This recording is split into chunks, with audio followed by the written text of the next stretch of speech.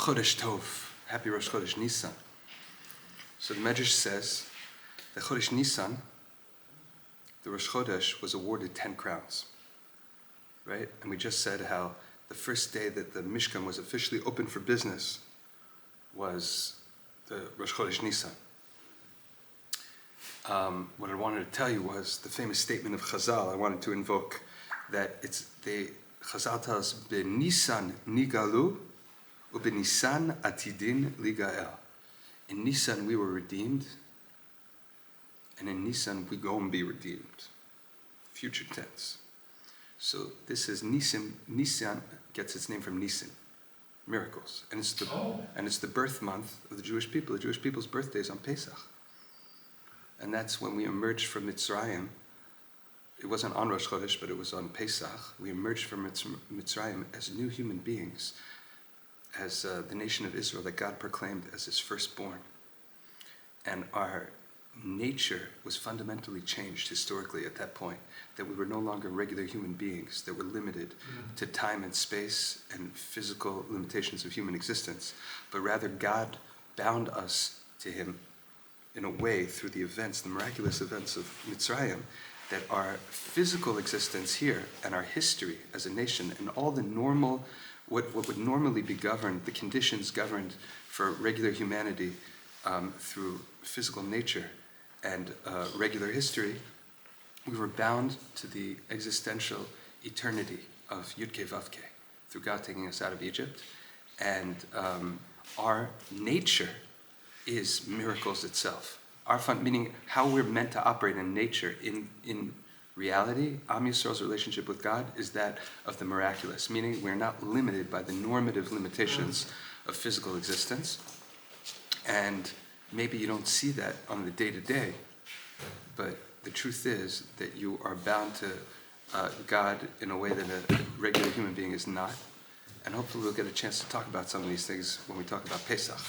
But anyway, Rosh Chodesh Nissan is fantastic, and it's God's big party is on Pesach. That's when He also revealed Himself back to the world, and He took a step forward in His involvement again in human affairs after being hidden for a long time after Noach. So God gets very excited when Nissan comes around because it's His big day on Pesach, and it's like everybody, the whole goal of existence is for the revelation of God, and God reveals Himself on the level of the miraculous. So we can all be happy at the upcoming party. So it'll make God happy. Please God, it'll be a great party. Okay. So we're going to continue with the Alshech HaKadosh, the Torah Moshe on Bereshis. And let's see, we're getting to the end. So we're just going to tie up some ideas that we started off with before, and maybe we'll learn a little bit about Noach, who appears at the end of Parshas Bereshis. Okay, so here it goes. We were discussing, if you recall, we introduced the begats at the end of Parshas Bereshis, right? The toldot, the legacy, the progeny, which is introduced with a verse that says, right, this is the book of the progeny of Adam, right, on the day that God created, etc., etc. So we were talking about this book, which is this section, this end of Bereshis, the last piece of Bereshis, which also includes at the end, right, the story of Noach. And we were talking about, how it glosses over in this restatement of the annals of human history. It kind of glosses over Cain and Hevel and begins anew as if everything starts from Adam to Shet, etc. So we started talking about some of these ideas. We just have a little paragraph to finish up. We are on page 61. 62? We're already on 62? Yeah. The first page. Oh, the last paragraph in the first column. Okay, yeah, that's the paragraph. Okay, so we're on 62, Samach Bet, on the last paragraph in the first column, on the right side of the page. Okay, so we talked about why, in the last time, why Cain and Hevel were obscured from this statement, and we ended off with this idea, this beautiful idea. The last idea that we talked about was the characterization of Adam and Chava in this verse talks about the day they were created, but before they were separated, and the significance of having the demut of God without having the tzelem. Before their finished physical form, they're in a way, they're conferred upon them the ability to be in the likeness of God. And we talked about what that means. Why, if the whole point of a species that's made up of male and female, right? You would think presumably the point is that they can engage in reproduction and the perpetuation of the species. So why did God give them a distinct stage of existence that they were together before they were differentiated and capable of procreating? And we talked about the significance of that. Okay, so here we go. Oh, alternatively, me'enze, in a similar fashion, another insight, shebala te tam el hachilo mishet, another another reason that we can offer as to why in this telling of the story we start with shet. We don't count the generations, we don't consider the generations of the seeds of Cain, till Lemech. V'lo od, and not only that,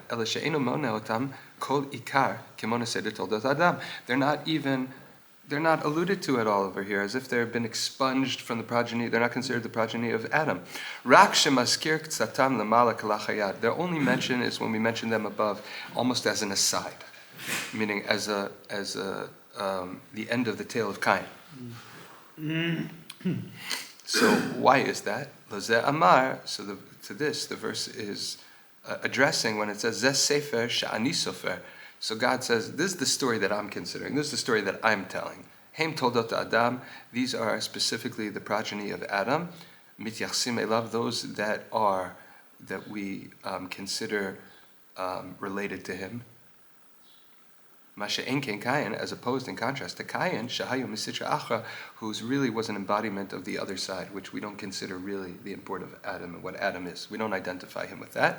Mipa'atzu Amata Nachash, because he was born from the side of the toxins of the snake. Meaning it's a imposition of a third party here that bore Kayin. And the Torah is telling us that's not a tolda, that couldn't have come from Adam. And so the verse continues, from the day that Elokim created Adam, that on that day, Nolad Cain veHevel. What's that? That was the day, same day that he spawned Cain and Hevel, which ends up being Hu Shet. He comes back as Shet. Hayu Ele Bilvad Lifanav Limanot. They were before him, aside from him, in terms of counting. Because what we're talking about here is Adam on the day that he was created, which was bidmut, in the likeness of Elokim. Hefech Kayin, the opposite of Kayin, shayad dmuto, dmut chitzoni, that he only had a likeness of God in an outer form, but not really in the ability that he was like God, that he was a representative of God from the side of light. And if you say, God should have made them. He should have fashioned Cain and that line of the family in a way that he would be fit, and he would not be somebody who's living in the tension and the schism of good and evil. Maybe God should have made him that way just so that he shouldn't have been capable of killing his brother. Lezeh Amar, so the verse addresses this by saying, Hine lahashvisham ba'achdut. Why did God make just a few people? And he didn't populate the world. He didn't build the world with a full population of humanity. He started off with just a central figure, which is Adam, which is the first husband and wife. So, in order to root them in an essential unity, lo bara anashim rabim. God did not create many people simultaneously. Ki im zachar nekeva bilvad bara. He initially created man from of humanity from one specimen of male and female. Why? In order that they should be rooted in a unity. V'gam lekadesh eichutam, and also in order to sanctify their quality, their worth, their essence. Vayvarechotam, and then he blessed them. V'gam lahaknot bahem achdut, and also in order to give over for them that they should acquire this character of unity, this ability to integrate together. Vayikra et shemam Adam, he called both of their names one name, Adam. meaning there are both components of this identity of Adam. Ki al yidei hachana zo, by being prepared like this, gam b'neihem, even their future offspring, adei ad, forever, yiyu balei achdut, should be rooted in an essential unity. Ach lo hitmid zeh, however, this did not remain constant, rak biyom hibaram, only on the day that they were created, that God made Adam. Ubiyom, and on that day, velo kol hayom, and not, see, the base means an aspect or a part of the day. So it says biyom hibara. Literally that means on the day, but it really means during the day. During the day that God created, they had this achdut, but not kol hayom, the whole day. Kiloz lan kvodo imo, because God's honor, his honor did not rest on them. Ki miyad kilkalo achdutam, because immediately they messed up this ability, this aspect of unity. V'alkein, and therefore, masha olidu ad mea shleshim shana, and whatever Adam Arishon initially spawned the first 130 years, shehem asher yatzu mikayin, those were the human beings that came from Kayin. Lo bo b'mispar toldot, they are not considered in the story